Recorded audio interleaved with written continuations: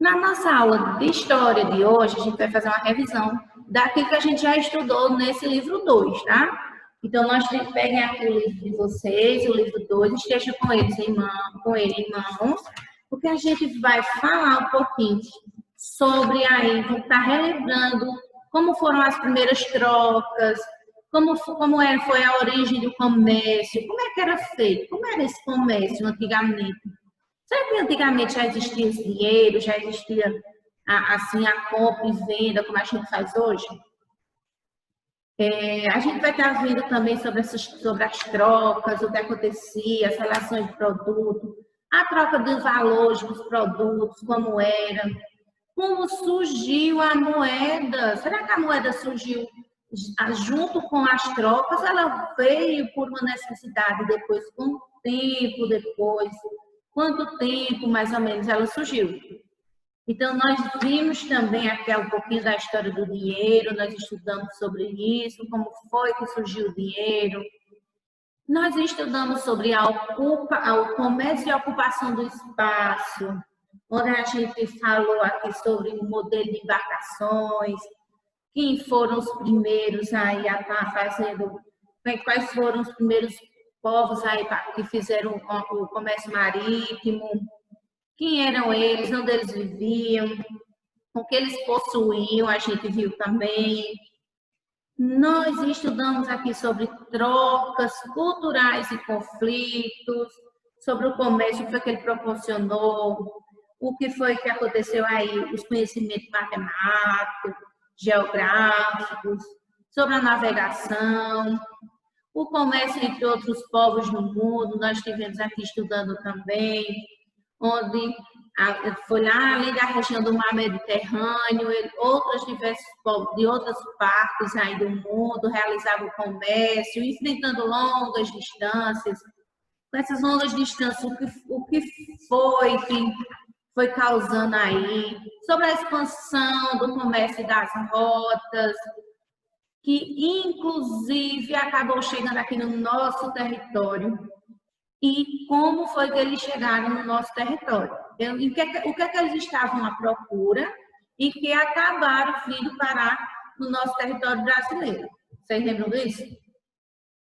Então, falando sobre o comércio mediterrâneo entre a Ásia e a Europa, as especiarias, os produtos, que especiarias eram essas, para que elas eram utilizadas, para que elas serviam, tá? A gente falou também sobre os povos europeus que se empenhavam em encontrar nova rota marítima nas Índias, as mudanças na navegação, as técnicas de instrumento, os animais que eles imaginavam, aí a imaginação deles na hora das navegações, os perigos das grandes navegações, que muitos ali eles começavam a imaginar, né?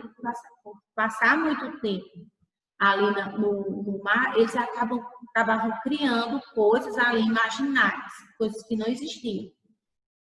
E muitos ali tinham que sobreviver a longas viagens, o que é que eles levavam, o que era que tinha naquele navio, o que é que eles precisavam levar, como era essa alimentação, como eram as condições de higiene, o que acontecia, como é que eles ficavam, muitos deles adoeciam. E nós falamos semana passada sobre a viagem de Colombo, a visão do mundo e a viagem de Pedro Álvares Cabral, que Pedro Álvares Cabral, ele nomeado pela coroa portuguesa para comandar expedições para a Índia, ele recebeu ordens para retomar a posse em nome de Portugal das terras que encontrasse pelo caminho. Então, toda terra que ele encontrasse pelo caminho, ele estava ali com a ordem de estar tomando posse dela. E durante essa viagem, acabou desviando do caminho que deveria seguir, e ele acabou chegando onde? No nosso território brasileiro. Naquela época, suspeitava-se que ao sul do continente de Colombo havia alcançado e existiam outras terras.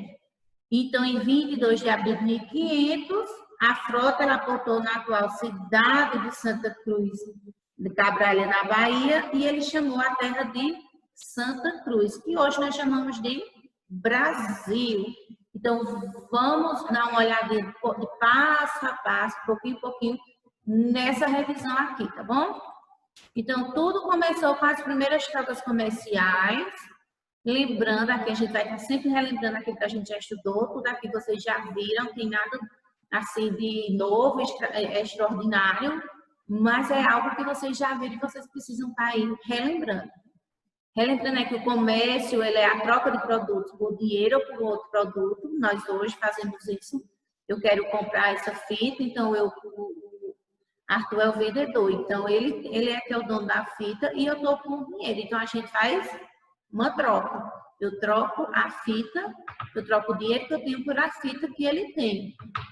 Né? Mas, antigamente, as trocas eram feitas por produtos de valor reconhecido. Então, eles viam ali os seus produtos, viam qual era o que valia, quanto valia, também leva em conta o seu trabalho, se fosse de plantar, de colher, de pescar. Então, cada produto ele tinha o seu valor, como hoje também tem o seu valor, né? E hoje a troca é feita de maneira indireta, uma pessoa troca o dinheiro pelo produto que se deseja. E a invenção do dinheiro, ele contribuiu para a simplificação e promoção do desenvolvimento do comércio. Então, imagina, hoje a gente tem que estar trocando os produtos como eles trocavam antigamente. Se a gente não tem uma vaquinha para trocar por algum produto, a gente ia sofrer um bocado, né? Então, eles trocavam aí os animais, alguns eram bem valiosos, como a vaca, que ela poderia estar reproduzindo, e ali ia estar tendo mais lucro, ela tinha mais valor. Há cerca de 10 mil anos, os primeiros grupos familiares, eles plantavam e criavam animais apenas para garantir a sobrevivência, produzindo alimento, lã, couro. Mas só que eles foram vendo que, com o passar do tempo, eles poderiam estar trocando por um produto que eles não tinham. Então, se um grupo de família produzia lã, couro e o alimento, já tinha outros ali que eles criavam os animais, tinham a criação de gado, criação de bode, cabra, ovelha. Então, eles ali acabavam fazendo a troca daquele produto. E com a evolução da troca, inicialmente elas eram feitas de forma direta, sem a intervenção de qualquer intermediário. Então, eu chegava para a Laura tinha lá um cesto de peixes, né, Laura? Laura estava lá com um cesto de peixes e eu tinha um cesto de frutas. Então, ali a gente ia direto fazer a nossa troca de mercadoria. A gente ia ver qual era o que estava valendo mais e fazia aquela troca. Dependendo, Laura ficava com 2 cestos de peixes ali e acabava trocando pelas frutas que eu tinha, dependendo de como ia ser ali o valor das frutas. Devagar. E as primeiras trocas comerciais, elas apareceram no cotidiano de certas civilizações, e uma pessoa ela poderia estar trocando parte de sua mercadoria com um agricultor que tivesse batatas disponíveis, podia estar fazendo a troca com o rapaz que vendia peixe, com o agricultor para vender ali a vaquinha, você está trocando sementes, tá? Então, faziam essa troca com os produtos disponíveis que eles tinham e satisfazer a sua necessidade. O pescador, gente, quase que não saiu o nome do pescador. Eu ia lá, trocava meu produto com o pescador, trocava por peixes, tá? E nós estudamos também aqui, ó, falando sobre a origem da evolução, que no primeiro momento era o escambo. Nós tivemos aí a moeda mercadoria, surgimento do metal, a cunhagem, que era quando cunhava ali um símbolo no metal, a evolução, aqui que atualmente nós temos as cédulas monetárias, e nós temos também os recibos, que dependendo aí do lugar, a gente pega o recibo e acaba fazendo depois a troca, tá? Então, nós temos aqui ó, o escambo, que era uma simples troca de mercadoria por mercadoria, e a permuta sem a preocupação com a equivalência em valor. A moeda, mercadoria, que algumas mercadorias, pela sua utilidade, passaram a ser mais procuradas que a outra. O gado, por ter uma facilidade de locomoção. E também, principalmente assim, porque tinham as vacas, elas produziam outros, né? E tinha a produção do leite, então era uma moeda mercadoria bem valiosa. O sal, por conta da conservação dos alimentos, e os problemas é que não eram fracionáveis, perecíveis e não permitiam o acúmulo de riqueza. Não tinha como você estar acumulando riqueza, você tinha que estar fazendo a troca. O metal, quando o homem descobriu o metal, logo passou a utilizar para fabricar seus utensílios e armas anteriormente feito com pedras, agora começaram a fazer de metal, e a moeda em formato de objeto, que eram os utensílios de metal que passaram a ser mercadoria muito apreciada, chave, faca, tinha aí a pele de animais, então tudo isso foi aí a evolução da moeda, a troca das mercadorias. E as moedas antigas, elas surgiram no século VII a.C., e as primeiras moedas com características das atuais, elas eram pequenas peças de metais com peso e valor definido, aí para saber qual é, e tinha a impressão do cunho oficial, ou seja, a marca de quem emitiu e garantiu o seu valor. Entre os bens usados como moeda estão o gado, que tinha a vantagem de multiplicar-se entre uma troca e outra, e mais, por outro lado, o sal da Roma Antiga, o dinheiro de bambu na China e o dinheiro em fios na Arábia. Então, o bambu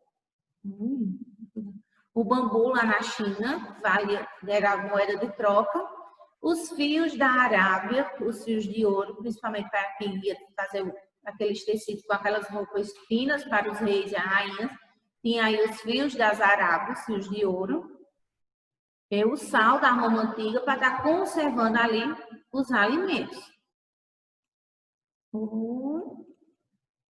E agora, falando mais um pouquinho, nós tivemos aqui os grandes mercadores do mar, onde teve aí essa troca também, e teve também no mar as grandes navegações marítimas, onde a Fenícia, a terra de marinheiros e comerciantes, ela ocupava uma estreita área com solo montanhoso e desfavorável ao agrícola e o pastoril.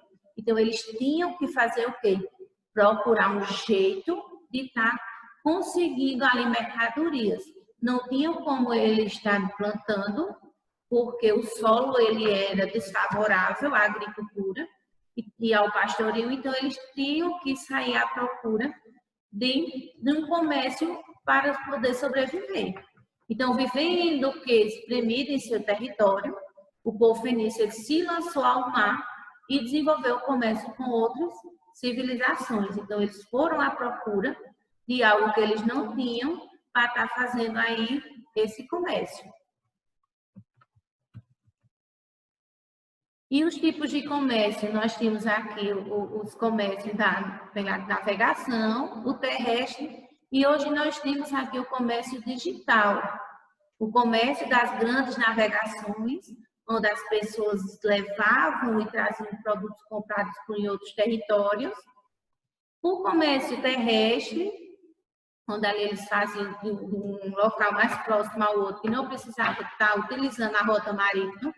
Então, eles faziam essa comercialização e hoje nós temos as compras online.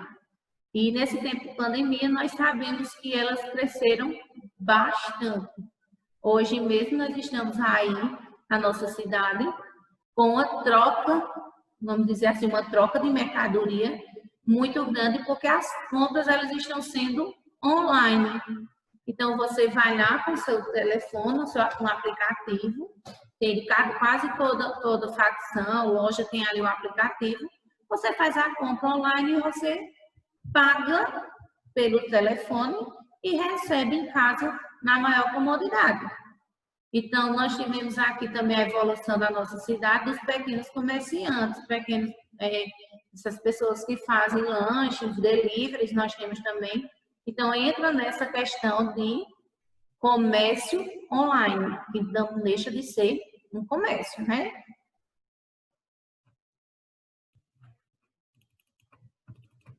E nós falamos também sobre o que são expansões marítimas, o que foram essas expansões, por que elas aconteciam, o que é que elas procuravam, qual era o intuito dessas expansões marítimas.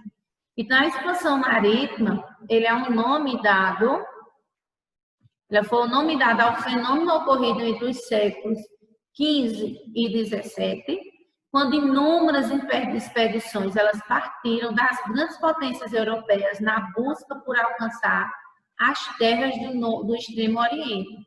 Então, essas expansões, elas saíam à procura aí de alcançar novas terras. O comércio, ele marca aí o comércio. Não fala de comércio, não tinha nada. Então, as expansões marítimas aí aconteceram entre a Europa, a Ásia, em busca de alcançar terras no Extremo Oriente. Então, eles estavam aí à procura de produtos também. Como a gente já viu, a gente já estudou, já falou sobre as expansões marítimas. E eles saíam à procura, aí os seus objetivos eram retomar o comércio direto de especiarias. Então, esses produtos, eles vinham da África, da região que incluía territórios que hoje correspondem ao Japão, China, Índia, Indonésia, que os europeus, na época, eles chamavam de Índias. Então, esses territórios, aí como Japão, China, Indonésia, eram chamados de Índia, e o objetivo principal era retomar o comércio direto das especiarias, encontrar novas fontes de metais preciosos, tá? E converter a população nativa ao cristianismo. Então, esse era o objetivo maior aqui das grandes expansões. E quais eram esses benefícios, quais são os benefícios das especiarias? Então, as especiarias, a gente sabe que são produtos como o cravo, canela, a noz moscada, o gengibre, a baunilha, né?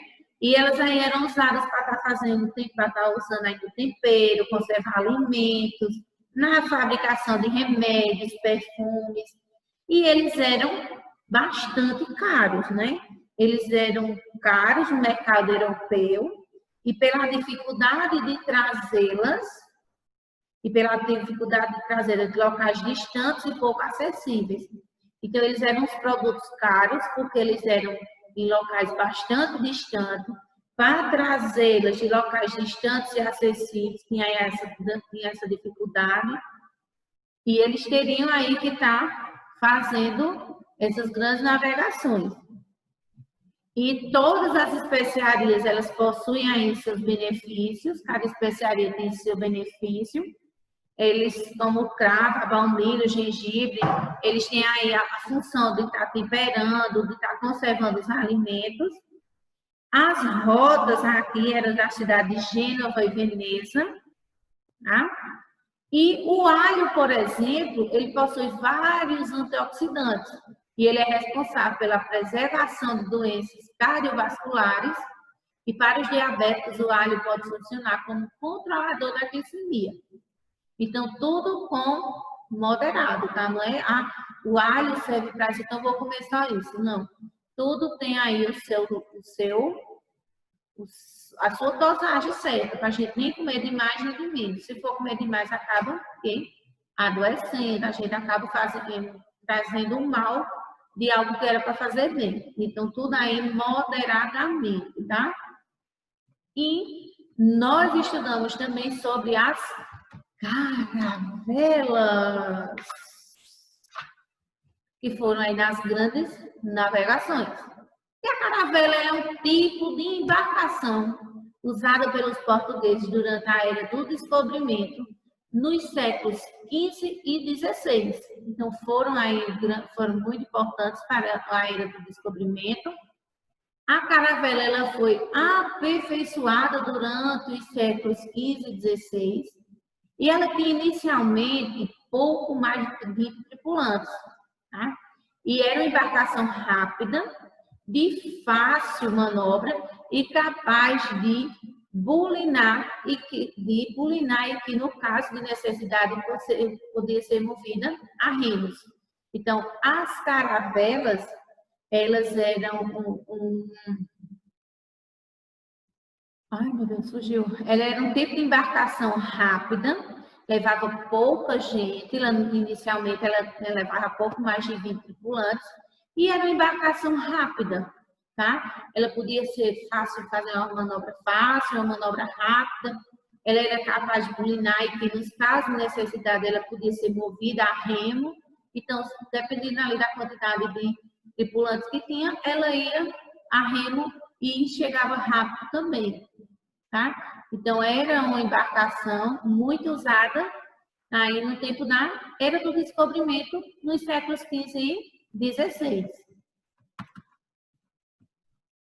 E as grandes navegações foi o nome dado às viagens que os europeus fizeram em 1400 e 1600, tá? Então, nós tivemos aqui quais eram os motivos. O motivo era uma nova rota marítima para o Oriente, como a gente já viu. Depois de Constantinopla, foi tomado pelos turcos, dificultando aí a aquisição de especiarias, como tapete, seda e artigos de luxo.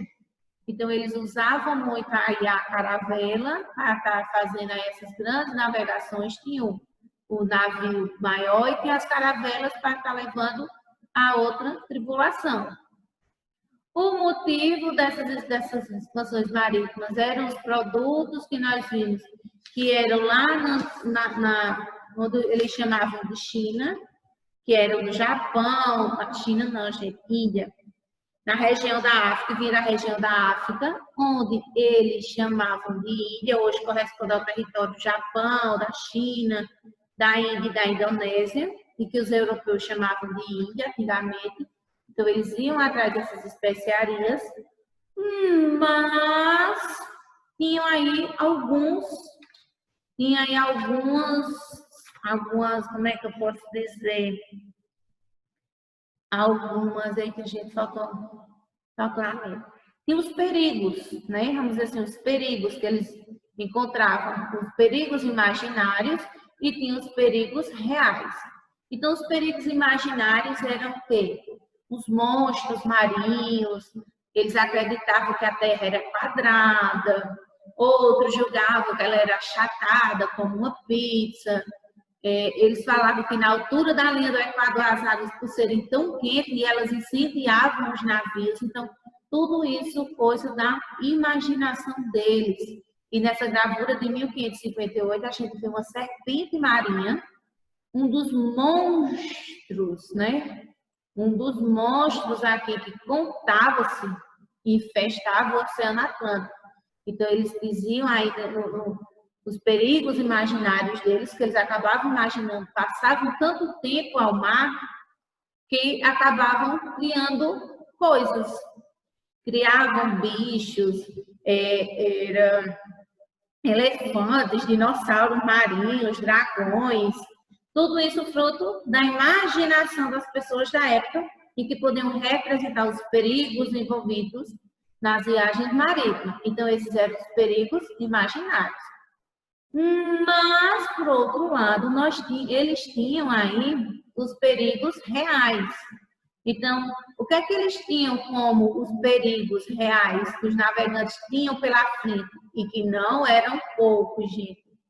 Os ventos desfavoráveis, a ameaça de encalhar, chegar numa ilha e acabar encalhando numa praia, as doenças desconhecidas. Então, como eles passavam muito tempo ao mar, lembra que no livro de vocês, na página 150 e 151, ela tem ali sobreviver às longas viagens marítimas. Então, o que era que acontecia? A água que eles levavam em barris, a água potável, ela era armazenada em barricas e depois de algumas semanas apareciam aí Lyme parasitas. Então, eles, quando eles bebiam dessa água, eles acabavam adoecendo, dando dor de barriga, dando outras coisas mais.